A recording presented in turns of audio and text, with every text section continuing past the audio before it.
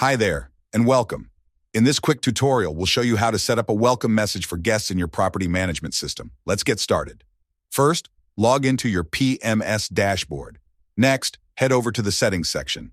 From there, click on Front Office Setup. On the next screen, look for Guest Message Setup, and go ahead and click on it. Now you'll see a space where you can type the message you'd like your guests to see when they check into your hotel.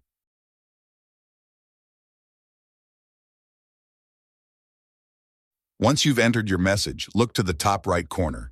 There's a toggle to turn the message on or off. Make sure it's set to on, then click Save, and that's it. You've successfully set up your guest welcome message in the PMS. If you have any questions or run into any issues, feel free to reach out. We're always here to help. Don't forget to check the description below for more tutorials and step-by-step guides. Thanks for watching, and we'll see you in the next one.